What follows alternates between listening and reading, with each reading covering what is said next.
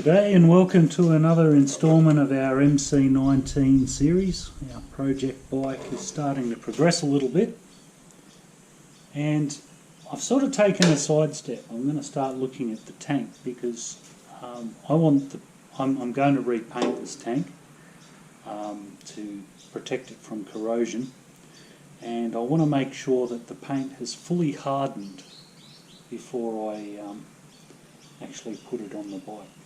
Now, the tank is the only part of the original cosmetic goodies that we're going to keep. So everything else is going to be replaced, and but of course your tank is a little bit different to the side covers. They're getting very hard to get a good tank, so we're going to go with this one. I've actually shined a light into this, an inspection light, and it's actually quite good inside. It's very good for a 32-year-old tank, so I'm not even going to recoat it. But if you look inside your tank and she's looking pretty rusty, I do suggest that you look at getting it professionally chemically cleaned and then recoated. They actually coat the inside of it with this stuff that stops it from rusting. There's not much rust inside this tank, which sort of supports the theory that it's sat for a long time. So she's not too rusty inside. Recoating it though, I'm sort of tossing that around inside my mind, because it's a good thing to do, particularly on your classic bikes.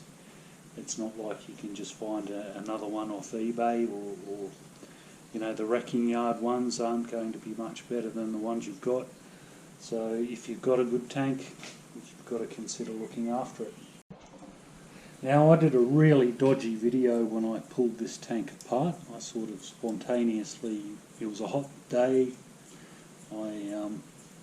I took the tap off and I took the fuel cap off and a few other things, and I actually found in that little adventure, I actually found the reason why the bike was having problems operating, why it wasn't starting or whatever it was doing to the previous owners. They'd actually, there's an O-ring there that you can't see. This is the original fuel tap.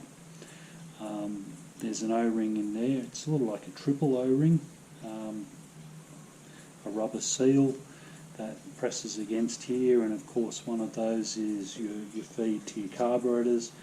I'm not sure which one, and the other two are your main and your reserve. So there's quite a lot of tubes in the bottom of this tank, and this O-ring had started to leak, and they put all of this lovely sealant in there, and in their efforts to cure the leak, they actually blocked the reserve tank. So I'd say what happened there is that the bike ran low on fuel. They flipped it over to reserve and somehow managed to blame the fuel pump, because that's how the bike was sold to me, that it had a defective fuel pump.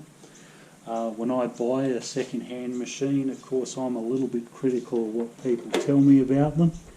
I have no doubt that when he said it had a dud fuel pump, I was critical of that.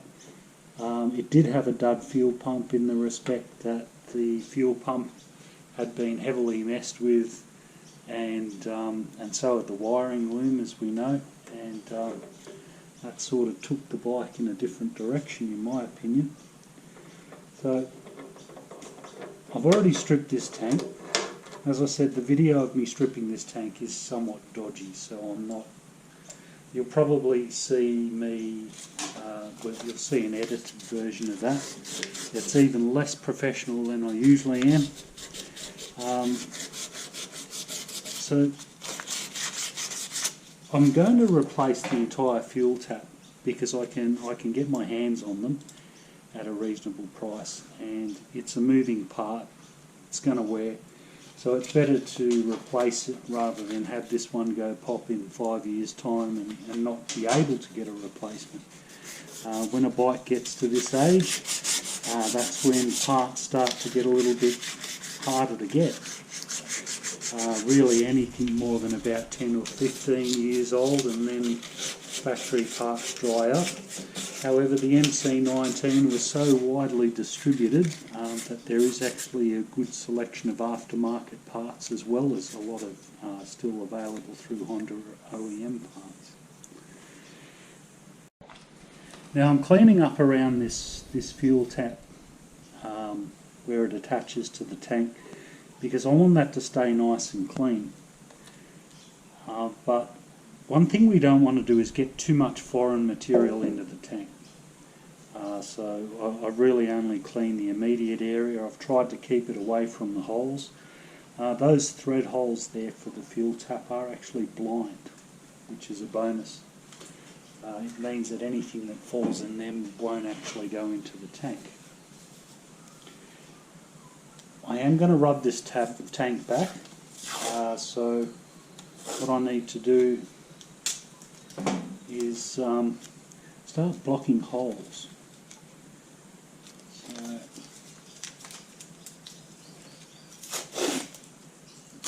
good quality masking tape, stuff that actually sticks.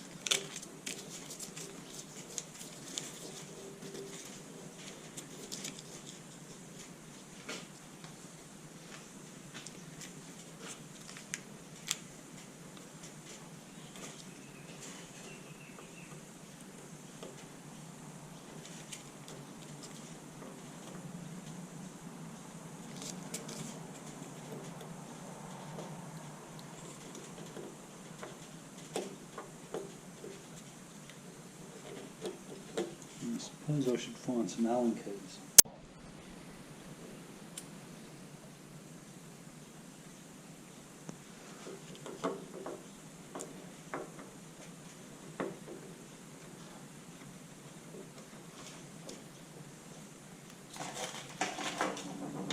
Ah, there it is there.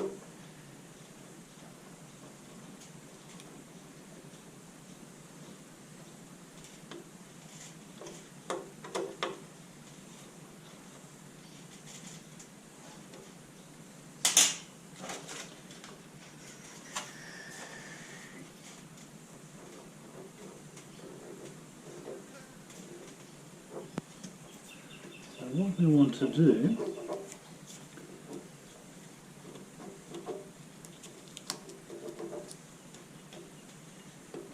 is paint everything that's not immediately to do with this fuel tap.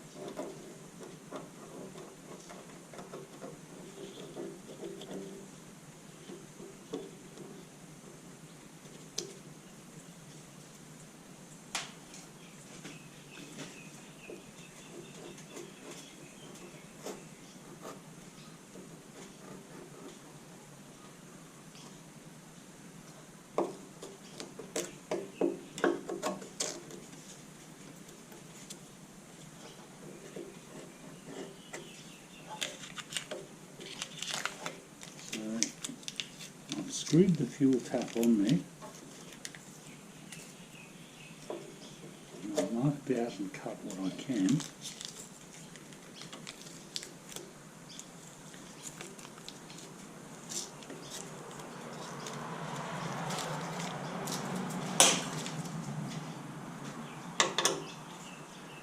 And let's see what we have left.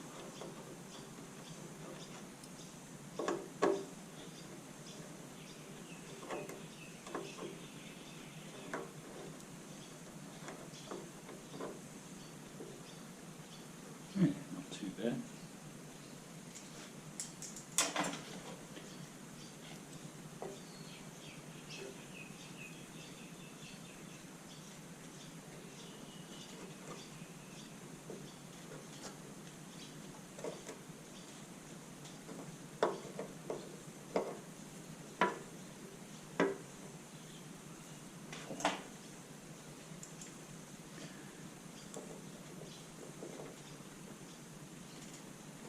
Not too bad at all.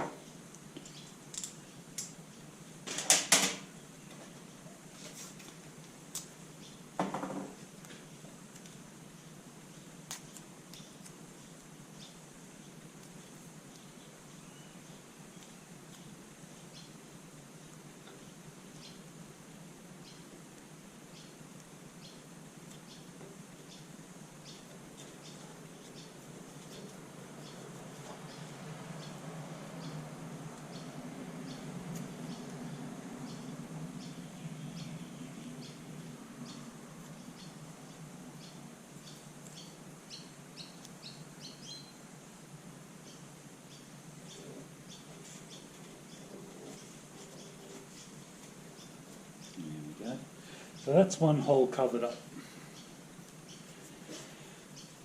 We'll probably treat the fuel cap hole in the same fashion. Pipes, they're a lot easier. Except that one, I have a feeling that one's sort of snapped off. That one there is actually a drain, so that when you overfill the tank, should you accidentally fill the tank, it will drain from that hole there down where there should have been a tube. But this, I don't know, this looks a little short, like it's been knocked off.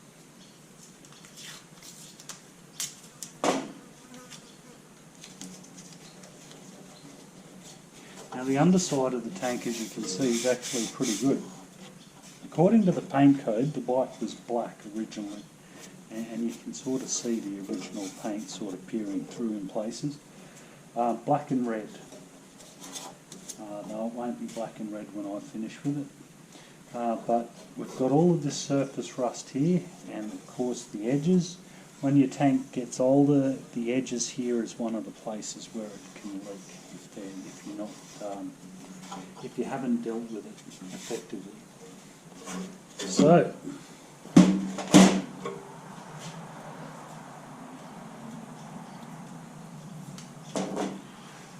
we need to do a bit of cleaning up here. So I've just got myself a damp rag. Now it's damp, it's not wet, because we don't want to get water inside the tank.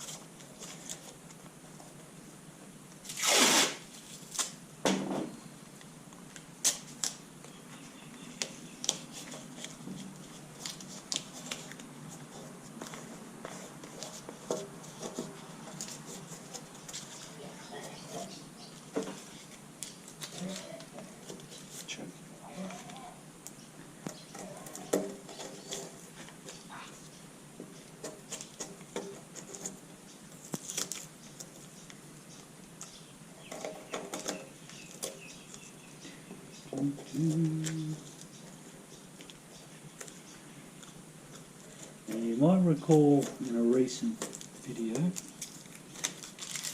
we sort of moulded over and we decided we weren't going to do a show standard bike. If we were going to do a show standard bike, this masking up process would have been a lot more lengthy and time consuming. Somebody's repainted this bike at some point, that's history.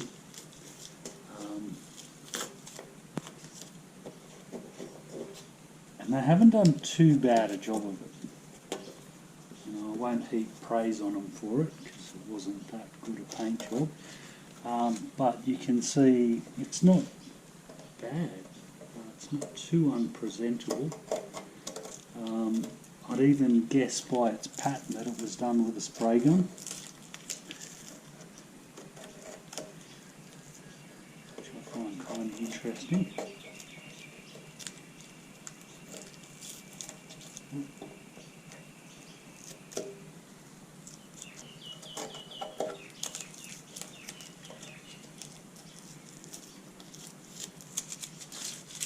Okay.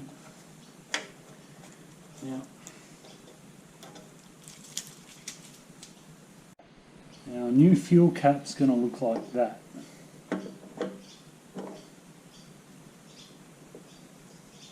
So really, as far as our treatment here is concerned, for presentation we don't have to worry a great deal. But you know, we still need to make sure it's not going to corrode. So as we progress, we might reduce the masking down to just the area of the cap. We need to make sure that this still seals, so we want that to be bare metal. But the rest of it, avoiding corrosion is probably our primary objective, rather than appearances.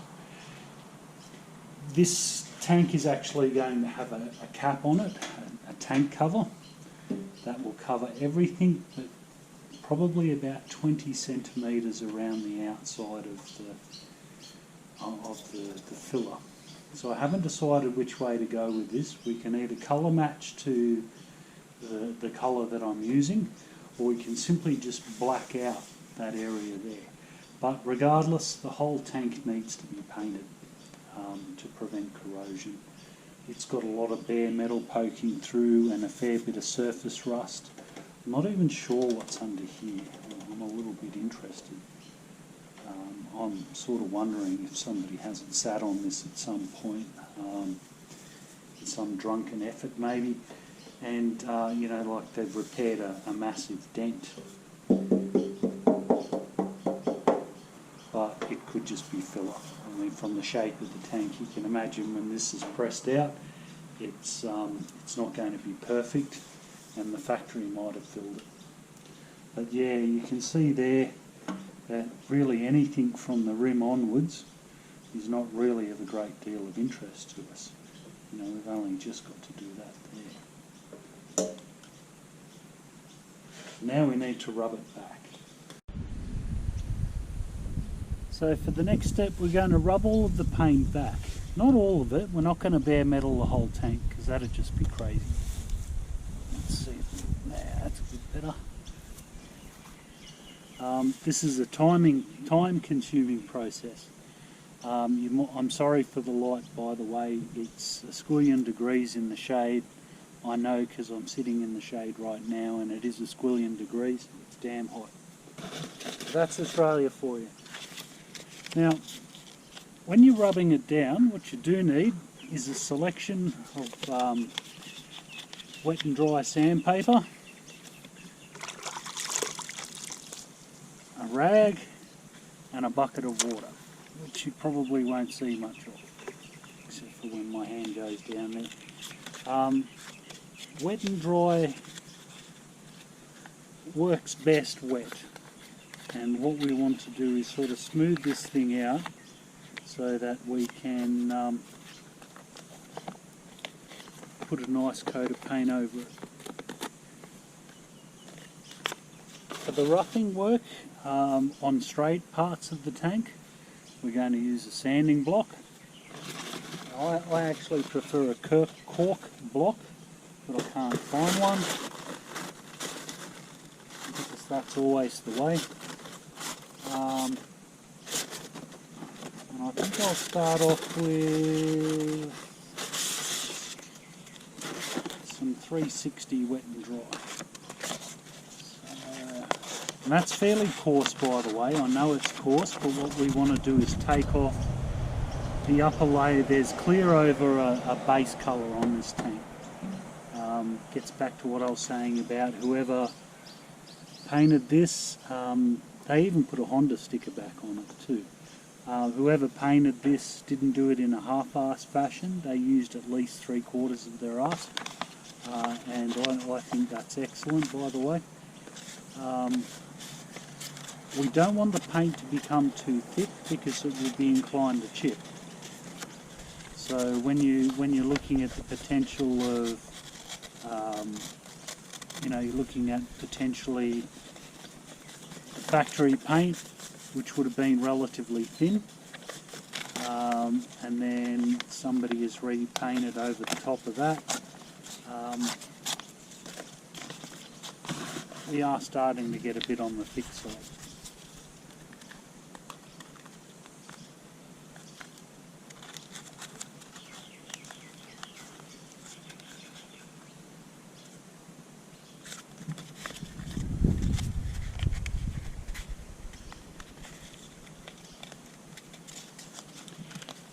The thing with painting as well is that what you really see is surface preparation.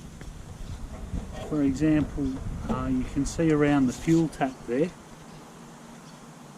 all of that stuff will be quite visible. Like all of these ridges with the transition from the paint to the part where it's rubbed back. And it's relatively bare metal. All of that stuff will be visible, so it needs to be smooth. We need to smooth it so that the transition is nowhere near obvious. I'll just wrestle with this block. These things drive me nuts, that's why I like to block them.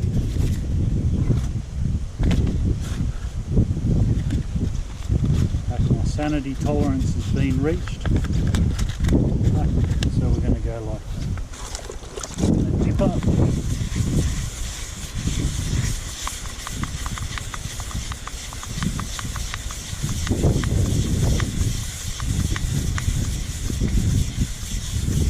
Yes, you did just watch me sand off a sticker. I didn't muck around trying to peel it. I have no use for that sticker, so it's gone. What you need to make sure of with stickers is that you get off the adhesive as well as the sticker. So you want to cut right into the paint underneath. Now, I'm not fussy with this thing. If I cut right down to the factory paint, I'm not going to cry.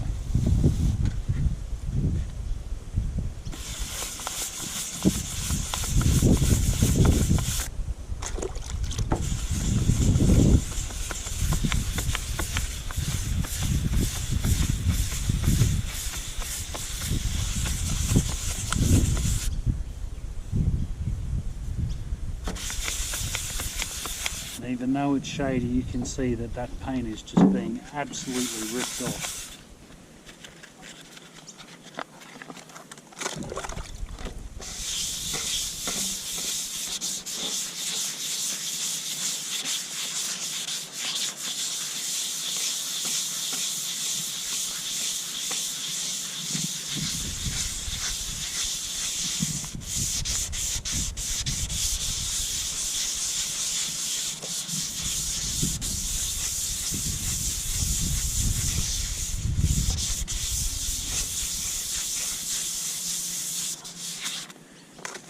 Periodically dipping our wet and dry into the bucket of water.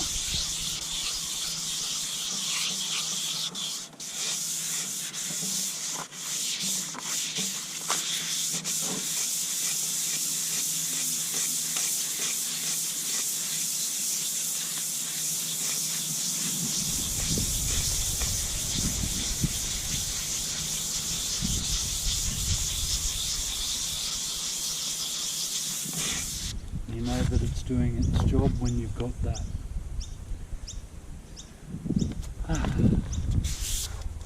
Did I apologise for doing this in the shade?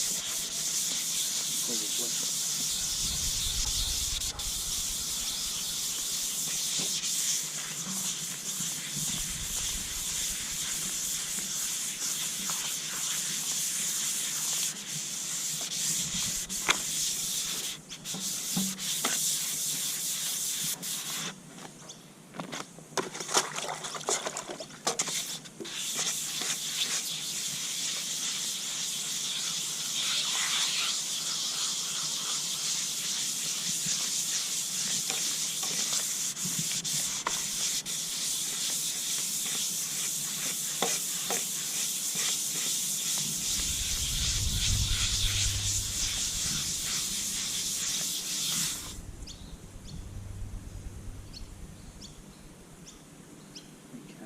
actually cut down below that cracking to a degree, and it is filler.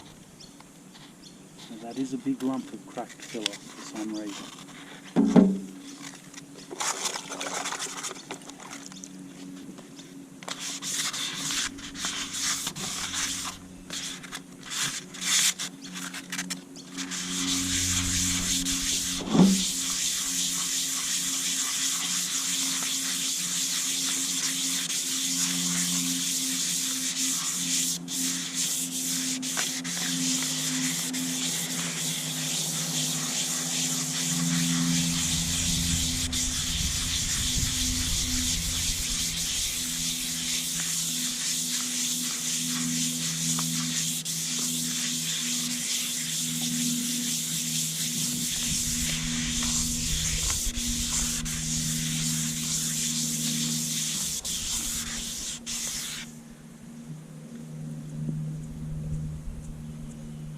Interesting.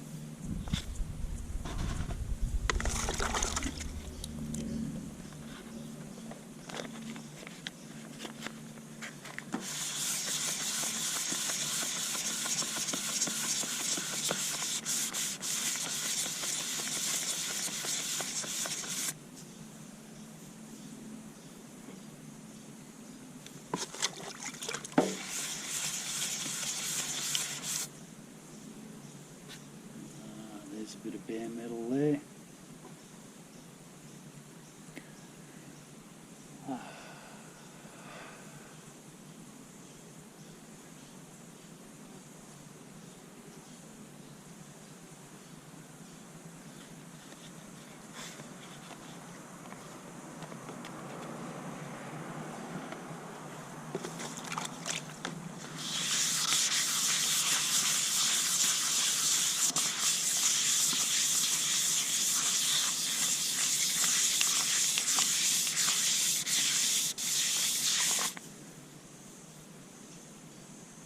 Okay, that's interesting.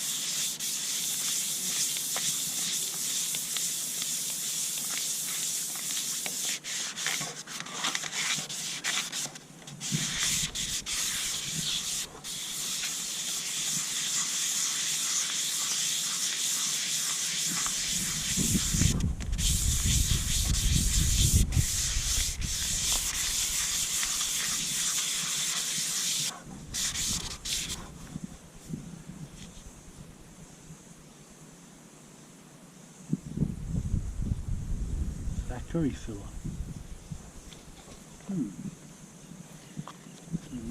Definitely cutting a fair bit off there. I suppose I should move this thing out of the sun so you guys can get a better view. You can see I'm quite reluctant to do that. It's darn hot. Yeah. That's interesting.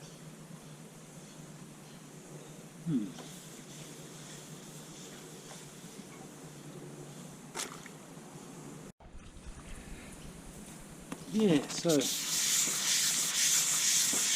in a brighter part, I'm still partially in the shade because I don't like the chances of crowdfunding cancer treatment.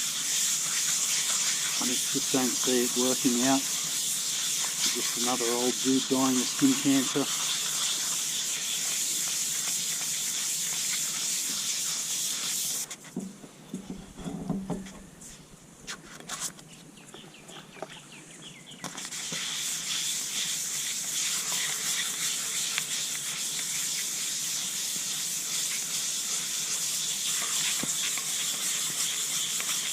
What you can see though is that we're cutting through the layers.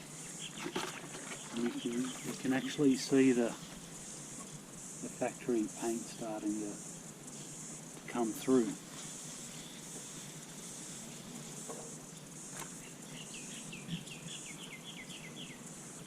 You can see the line of that crack in the filler there. That has become quite smooth.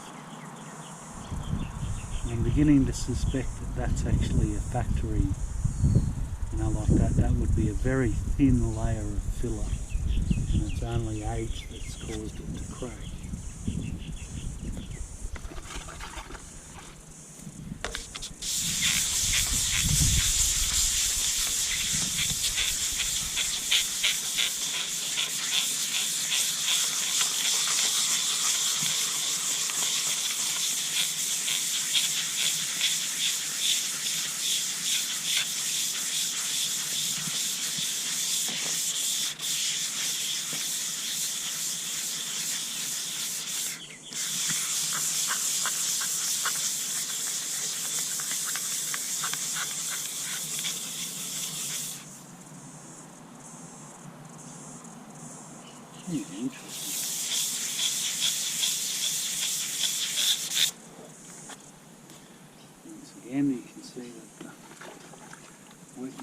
definitely doing its job.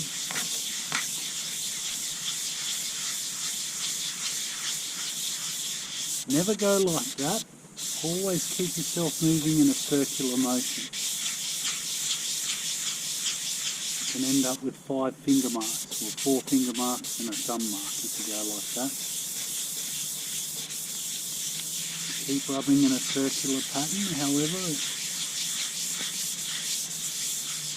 keep your arms keep your hands sort of firm but flexible. And what you'll find is that you'll follow the contours quite well.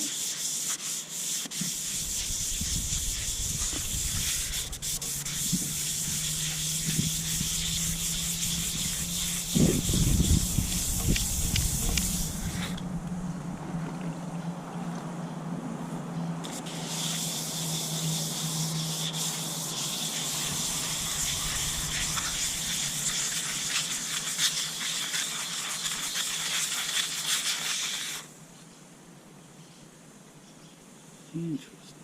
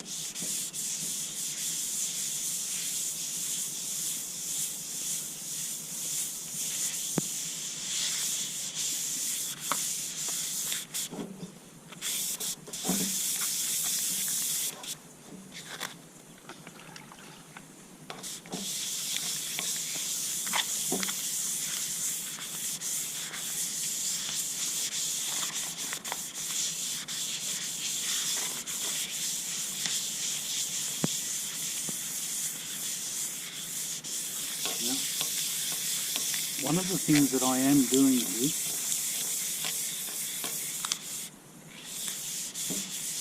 is that in the areas that have no defects, no scratches or anything like that, I'm cutting them back, but I'm not going nuts with them. There's no defects in the paint, which will give me a poor surface to paint over. Then I'm just moving on. I don't see the point in bare metaling, is it? And what this is telling me is that the paint simply is not all that thick. It is not going to be so thick that it's going to cause a problem down the track with chipping or anything like that. So I'm quite contentious to move on. And strip all of the oxidized layer off, and then just keep scratching away.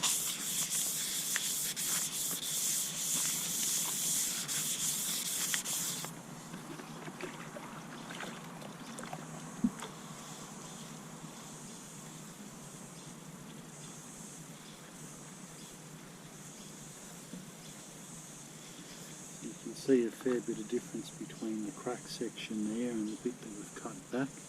I can still feel that crack. There's actually a crack in the putty. You can see that pinkish section there, that's actually putty. That's bare metal.